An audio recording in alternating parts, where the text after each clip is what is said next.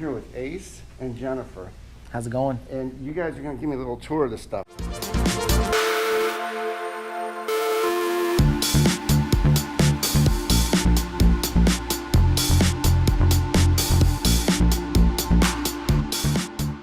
We do everything from drag race wheels that go over 300 miles an hour and survive incredible stress there to sprint car winning championship wheels. Right. So it was a great fit with Hyper as well.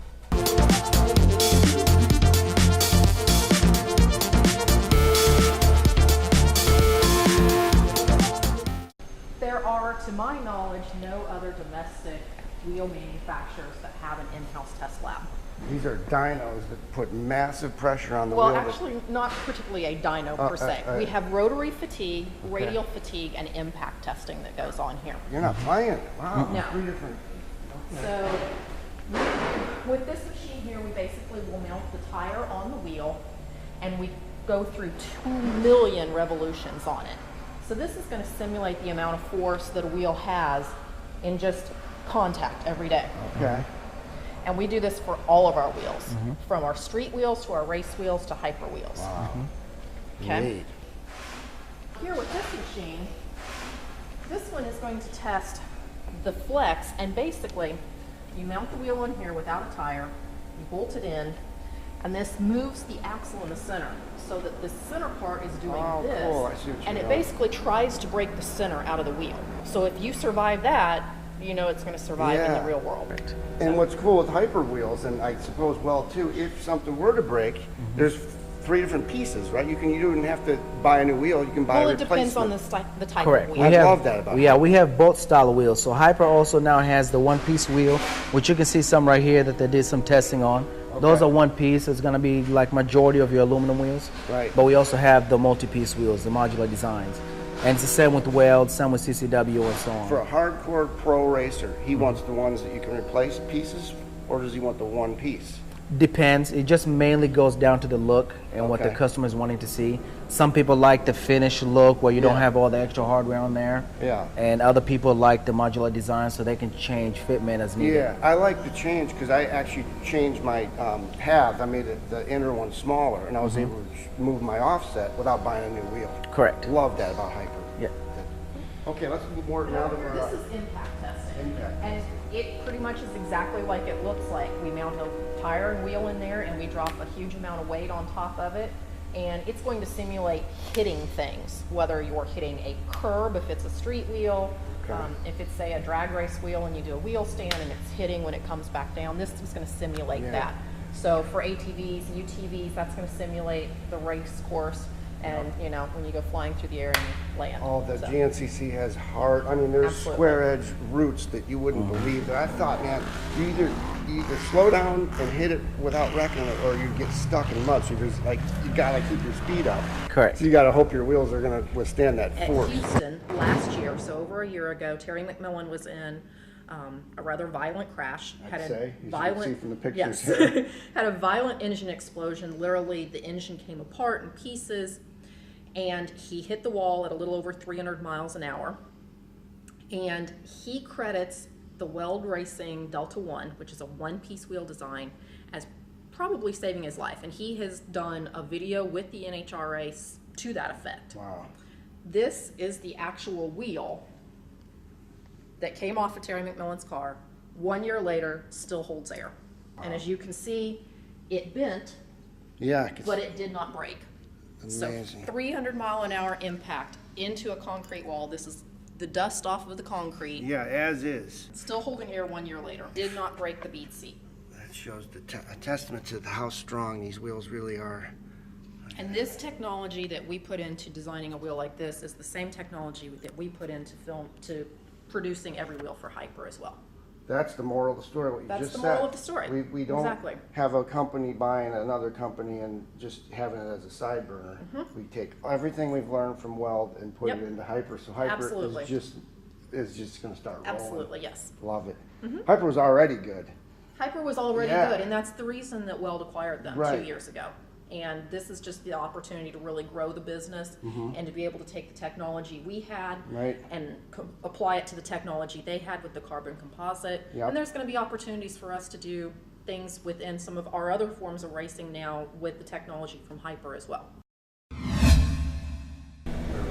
Nick's one of our senior engineers, and he actually runs the test lab. I'm John. John Nicholas. Nice Loving the place, man. Really cool. It's exciting to see how strong these wheels and why they're so strong. And you're testing competitors' wheels as well, I would guess, correct? Correct. Yeah, we do take, occasionally we'll take one off the shelf from somebody else. We'll go down to buy one of our competitors' wheels, bring it in, throw it on here just to see how we compare. And you compare pretty well? We've always done very well. All right. We've always done very well in those comparisons. So Fantastic. we have nothing to worry about. I love it. As Jennifer's getting ready to show you, this is the carbon composite material that we use. You can go ahead and, you know. It has the fibers embedded in it. Correct. This is what makes it different than a carbon fiber. And that's why our wheels are not a carbon fiber, they are a carbon composite. Correct. So the fibers are coated with this resin. If they were carbon fiber, they'd blow up on impact. Yeah, they'll be more stiffer, it will lose the flexibility. Okay. Correct. Because if you imagine that the fibers run in a direction, right? Right. A clock. Yep. So you would have points where you would have weakness, where it would shatter or delaminate. Yep. With this, the fibers are all embedded in here, and when they melt this down and injection mold it, those fibers are more like spaghetti. Yeah, they're all intertwined Because together. they're all Correct. destroyed together. That gives it that flexibility that we like. And speaking of strength, Hyper, I understand, has a 1-year warranty even. Correct. On putting your money where your mouth is. I like that. Correct, which is majority of your companies out there are only going to have a 30-day warranty, which is standard for race wheels. Right. But we know our wheels can take a lot more than that. And typically, I mean, I don't know how long you ran your wheels. 2 years. Yeah. About 20 different races, and 16 of them were, no, about 12 of them were GMCC. Correct. Which I believe is the hardest on equipment of any race. Correct. Anything. I am such a believer in Hyper wheels because of that. I won the championship. I won the stock UTV championship with those wheels. That is great. That's why I'm here. We see a lot more people change wheels and upgrade more for cosmetic reasons rather than the wheels failing. Right. So I mean, you beat it up at GNCC, people, okay, my wheels all scratched up, it's been 2 years, let me upgrade. Awesome. But this is one of the injection mold that we have right here. It's kind of our middle size. So as the materials that she showed you gets loaded up to the dryer, it pulls all the moisture out of it, and then they'll load the material into the barrels, and this will heat the material up. We will take one of the molds, they'll put a mold in here depending on the size that we need, and shoot that and that material will shoot in there. at that point. Correct. Neat. It comes down to a paste almost just a little bit thicker than toothpaste. Okay. And it will fill around whatever shape they had engineered to put in there. And then the wheels will come out in halves and they'll machine it and we'll go from there. Excellent.